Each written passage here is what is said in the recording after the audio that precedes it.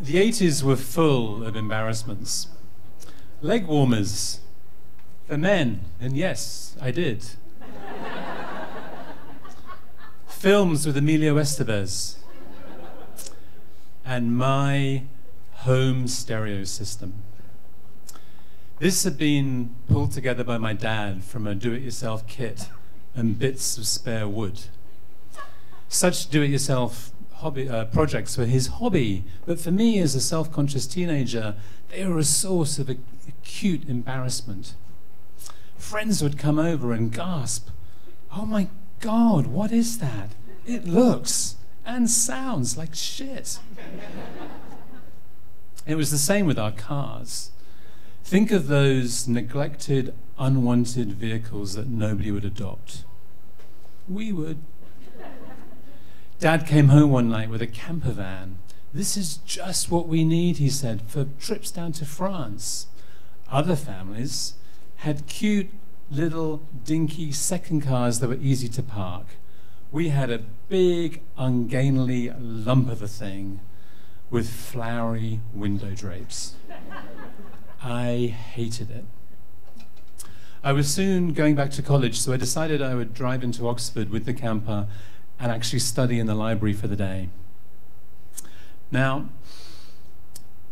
I'm a biologist, and biologists are different from physicists. Biologists love randomness and chance. Physicists want rules and laws. Biologists love Darwin. Physicists respect Newton. And I have to say, for driving and for parking, Newton is your guy. Way more predictable. Now in Oxford, there is a height restriction in the parking lots, so easy does it. I took the camper van in slow and steady. After a day's study, I was a little more impatient on exit, and the person in front couldn't decide whether they were going to take the left or right exit lane. And when they finally decided, I scooted right and accelerated to get past them. Now, entering a real-life physics experiment is a weird thing. In case you'd forgotten, Newton's second law multiplies mass against acceleration to give you the net force on that object. Now, in terms of an accelerating camper van, that is a whole fuckload of force. And if you have, say, a height restriction bar, then that takes away some of that force and translates it into noise of splintering wood, shattering fiberglass, and twisted metal as the roof of your parents' camper van is decapitated like a soft, boiled egg. Now I'm inside that egg. One minute I'm cocooned and protected, and the next minute there's debris falling all around me, and the outside world is peeking in. It's completely shocking and disorientating. I looked down at my white basketball boots. It was the 1980s, remember? And tried to compose myself. A couple of minutes later, I was ready to roll with the very same shoelaces from those boots now lashing down the roof of the camper van. DIY Dad would be so proud of me. I turned onto the road and started to drive towards home. Newton's fuckload of force law kicked into action again and went past the breaking strain of those shoelaces and released the roof high into the sky. Now remember, this is the second time that I'd lost a roof in as many minutes, so I was a bit of an old hand at this by now. Not so the guy walking his dog nearby. The dog was straining at the leash, saying, "Let me fetch the big white stick! Let me fetch it!" And he was holding him back, looking at this guy running down the road towards him in flapping, laceless basketball boots. Hi, would you mind helping me collect that roof and getting it into the back of the van, please, mate? Sure, he said. Sometimes you just have to be so thankful for that British Reserve. The rest of the journey home passed without incident, except for the rain. I wondered if my parents would fuss and fret about the damp upholstery and completely miss the fact that the roof was missing altogether. As we got a bit closer, I started to think about how I should break this news. How about righteous indignation?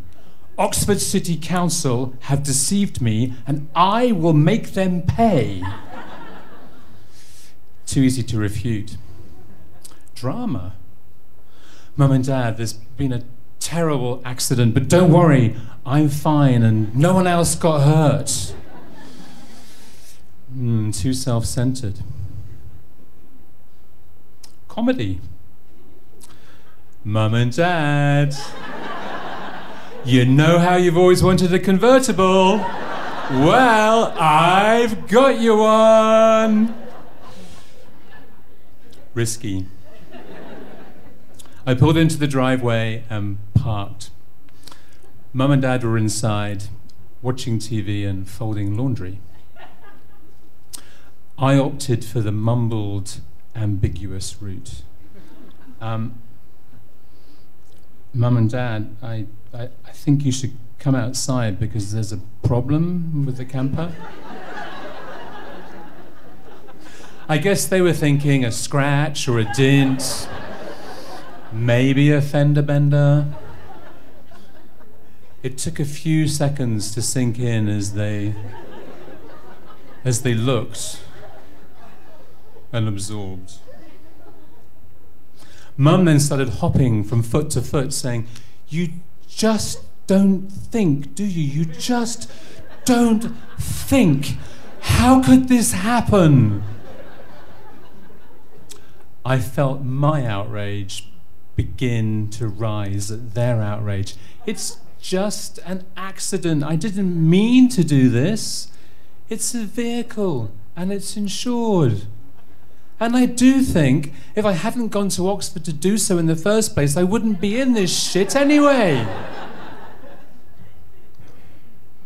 Dad had been quiet except for a few gasps. And then he said, "You ruined our lives."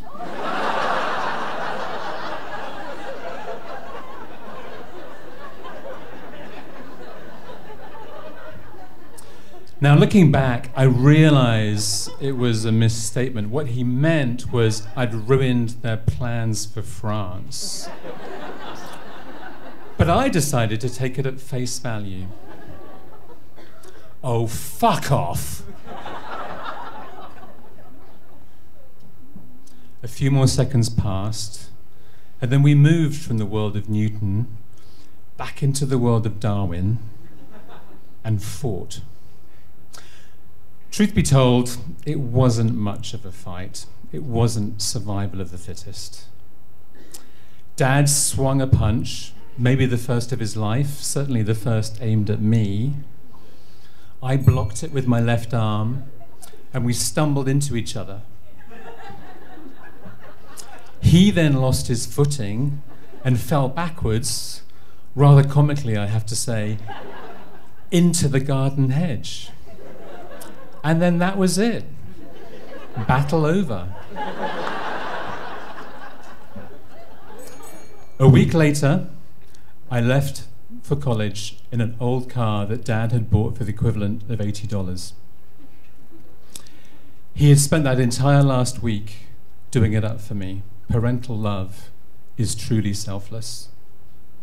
And that moment was the recalibration of our relationship. From that moment on, I started to see the world through his eyes, and he started to see a bit more through mine too. Yet the camper incident remains unspoken of between us. Perhaps we both have decided that it didn't really happen at all. Thank you.